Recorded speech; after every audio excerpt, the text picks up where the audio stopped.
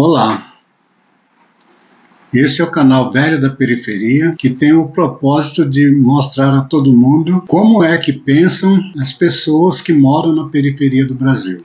Se você caiu aqui, seja muito bem-vindo e a gente agradece muito se você der um like nesse vídeo, compartilhar o vídeo, compartilhar o canal, se inscreva, isso vai fazer muito bem para nós. E a gente está discutindo numa série aí algumas questões que podem ter nos levado à situação que nós estamos hoje. E é esse o nosso propósito nesse início de trabalhos nossos aqui. No último vídeo eu falei que eu ia conversar um pouco com vocês sobre o STF.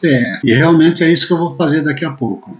Só que antes de entrar no assunto do STF, eu gostaria de fazer mais algumas observações sobre o governo Itamar Franco, que foi o assunto do último vídeo.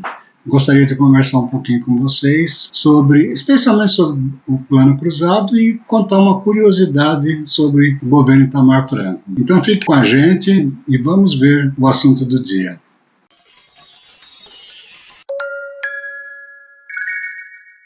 E o assunto do dia, então, como eu disse na abertura, é referente ao governo Itamar Franco.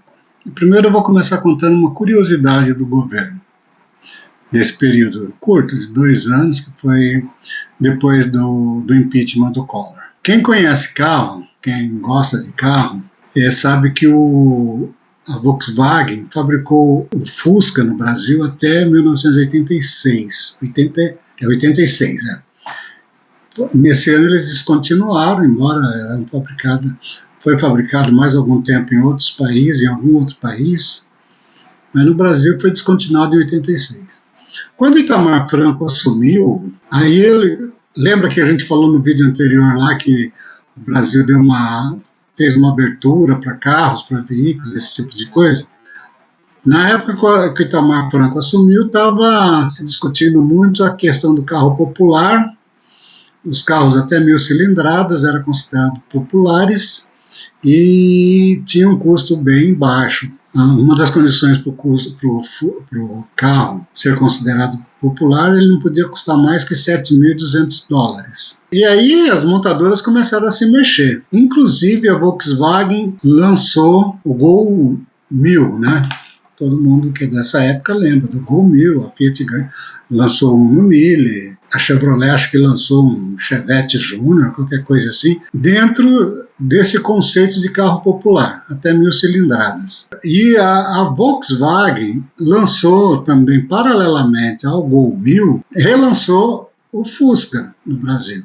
Então, em 1983, relançou o Fusca, com as mesmas isenções dos carros populares. Entretanto, o Fusca, relançado em 1983, ele tinha 1.600 cilindradas. E mesmo assim, ficou dentro do padrão de carro popular. O pessoal diz que foi uma insistência muito grande do Itamar Franco para que a Volkswagen lançasse, foi um pedido muito especial do presidente. Foi uma correria dentro da fábrica, porque a fábrica já tinha desmontado a linha, já tinha desfeito a linha de montagem do Fusca, né, já tinha vendido para o Ferro Velho, mas eles, para atender um pedido do Itamar, eles foram lá e reativaram a fabricação do Fusca. É chamado até Fusca Itamar, né? Se vocês consultarem por aí, vocês vão ver que chama Fusca Itamar. Agora, a curiosidade é que o que teria levado o Itamar Franco a fazer esse pedido tão especial para o Volkswagen e a Volkswagen atender esse pedido, né? Dizem que esse pedido foi um pedido feito com coração de um namorado. O Itamar Franco, como todos sabem, ele não era casado e era dado a namorar bastante. E uma ex-namorada dele, uma moça chamada Lislia, tinha um Fusca 1981. Era apaixonada por esse Fusca. E dizem que o Itamar, para agradar essa ex-namorada, fez esse pedido especial para a Volkswagen, e a Volkswagen atendeu o pedido de um presidente da República, né? E de certa forma alavancou um pouco, deu um outro status para os carros populares, mas meio que fugiu da regra, não era de 1.000 cilindradas e era um carro que não dava montar, não fazer uma linha de montagem com robô, do jeito que são feitos os carros modernos. Tá? Essa era a curiosidade. Eu gostaria de falar então sobre 2 pontos do plano cruzado. A primeira delas, eu falei assim meio en passant no vídeo anterior, que o Tesouro Nacional assumiu as dívidas de todos os bancos estaduais, né? Quase todos. Eu diria que 95% dos bancos estaduais tiveram suas dívidas assumidas pelo Tesouro Nacional. E, teoricamente, quem estudou economia sabe que quando um governo assume uma dívida de alguém, ele está aumentando a dívida interna. Por quê? Porque o banco, vamos pegar o caso aqui de Rondônia. Em Rondônia a gente tinha o banco Oberon.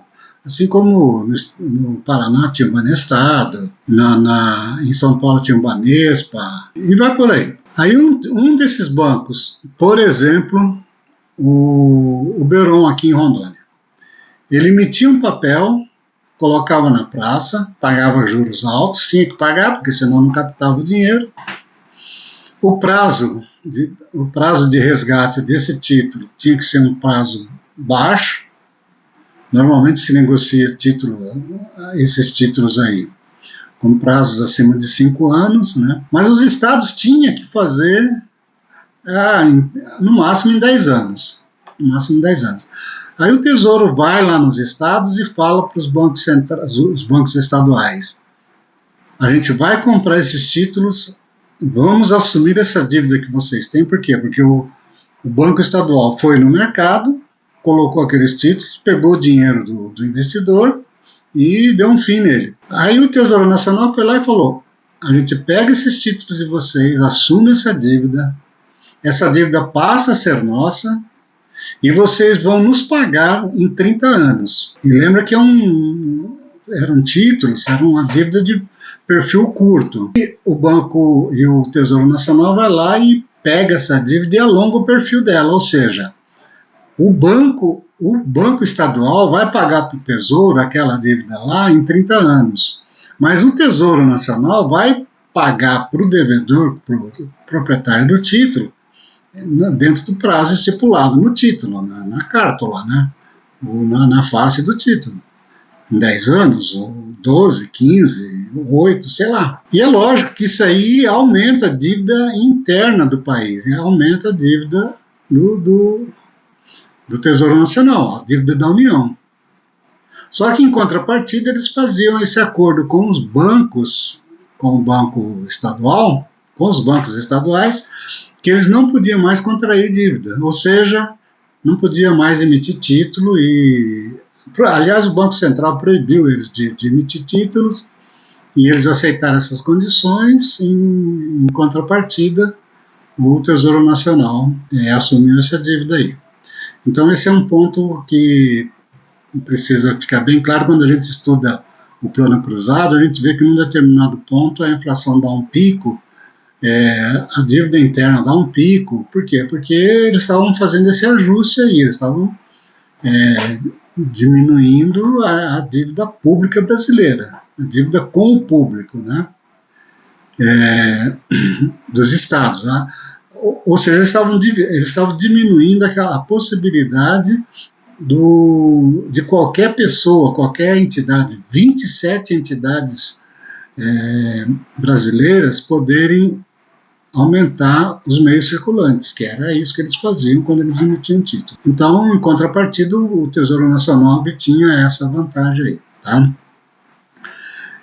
A outra coisa que ficou meio que passou batido assim no vídeo anterior, que a gente falou da implantação do plano cruzado, do plano real, desculpe,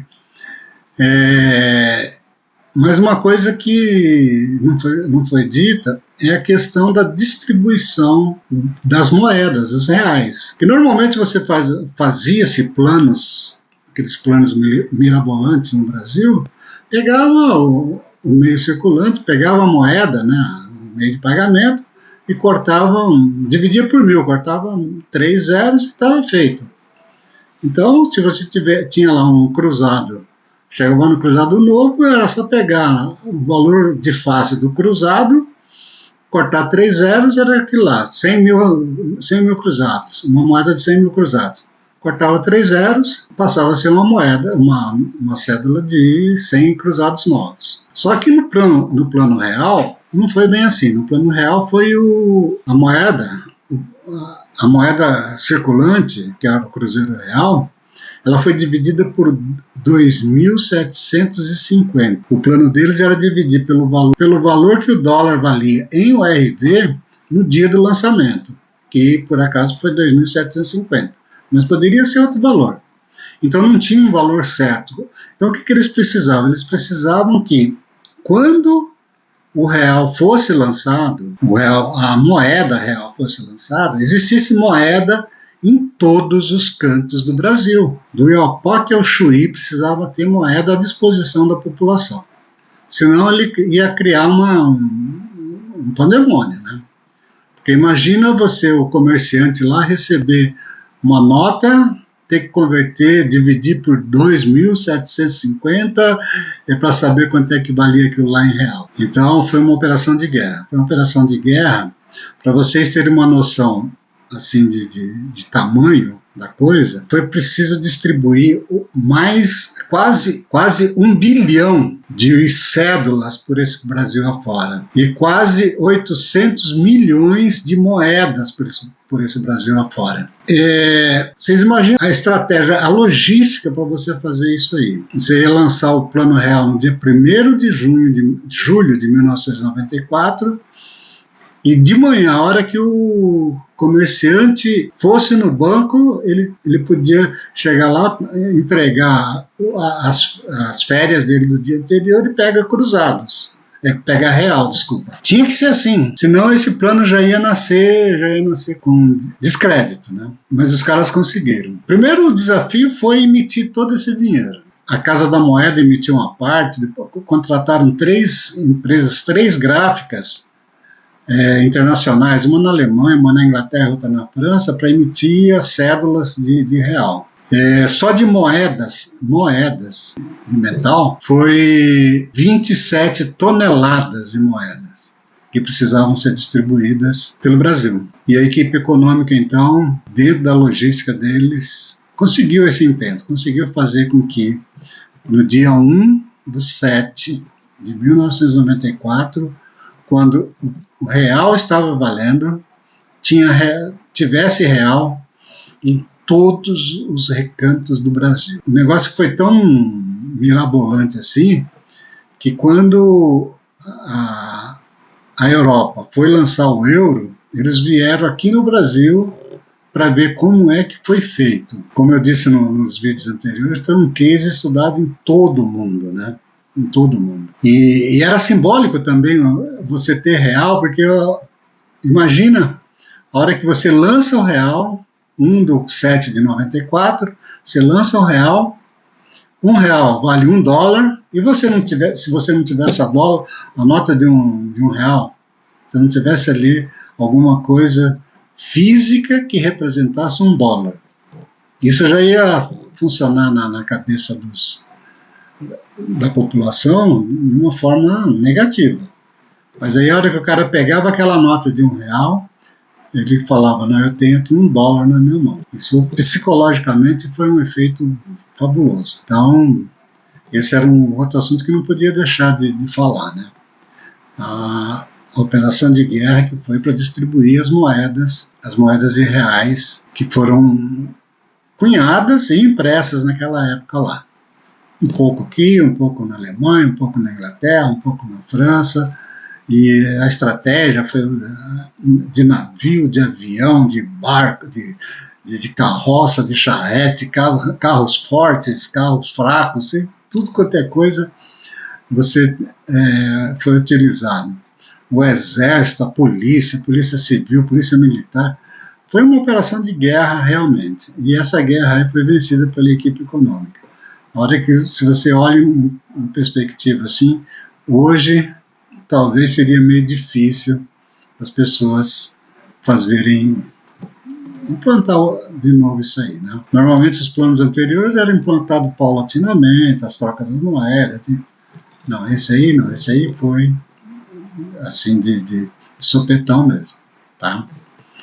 Agora, então, encerrando, gente, não vai dar muito tempo da gente falar sobre o assunto do dia, mesmo que eu tinha prometido, que era o STF, mas eu só queria deixar registrado algumas coisas para a gente, no próximo vídeo, a gente falar um pouco sobre o assunto, que a gente vai discutir um pouco sobre, primeiro, a composição do STF atual, né? E depois discutir um pouco sobre as últimas composições do STF, como que... Porque o STF, diferente...